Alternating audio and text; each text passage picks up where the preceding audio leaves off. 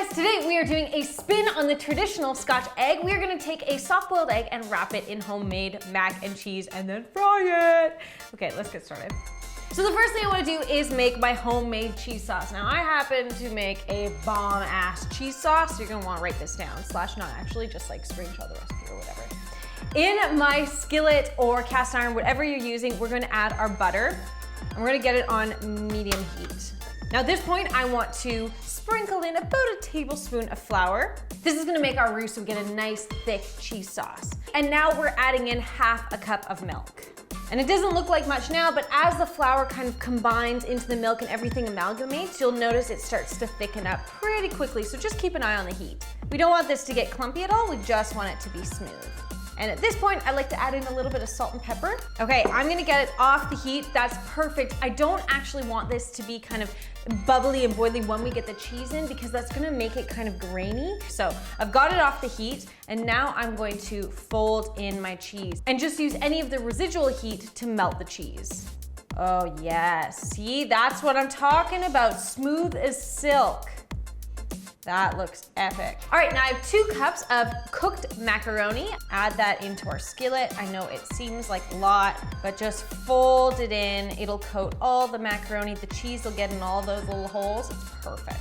Awesome, so there you have homemade mac and cheese. That's perfect and ready to go. I'm just gonna let it cool a little bit because we have to work with it with our hands and I want it to be cool to touch. In the meantime, I'm gonna boil up some soft-boiled eggs and then I'll come back here and show you how we wrap them.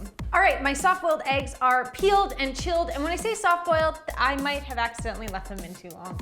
Whoops! But they are now ready to be wrapped in some mac and cheese. So I'm gonna get a piece of plastic wrap out here. And what I wanna do is I wanna take roughly a cup measurement of our mac and cheese and just plop it right in the center. Now this part is the part where you kind of just have to be patient because eggs don't really like being wrapped. I don't know what it is. They're very smooth and they're wiggly. So you kind of just have to be patient with yourself. We're gonna grab 1 egg and place it in the center and then I'm gonna pull up the sides of the plastic wrap. And now you wanna kind of dance around. You wanna smooth the outsides and dance around the egg, and we're gonna bring that mac and cheese up and over and then kind of seal it together because the mac and cheese will stick to itself. It's not gonna really enjoy sticking to the egg. But once you can't see egg anymore, let's twist the plastic wrap, flip it around, and then I'm going to kind of reshape it to make sure we have that oval shape. Awesome, so repeat this with your remaining hard-boiled / soft-boiled eggs, and then you wanna set it in the fridge for maybe 15-20 minutes and the mac and cheese will solidify, or you can pop it in the freezer for like 5 to 7 minutes, whatever you have time for.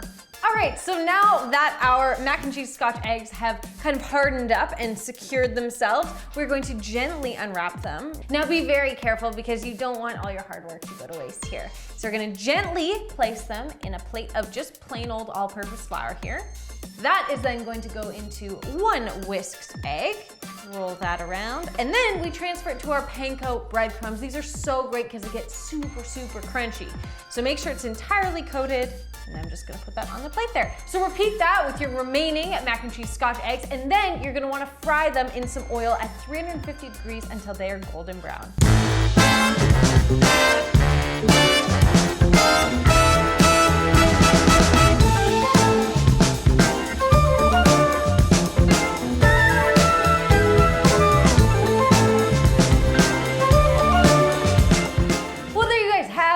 Mac and cheese Scotch egg. I hope you enjoyed this recipe. It was delicious. Thank you so much for watching, and I'll see you next time.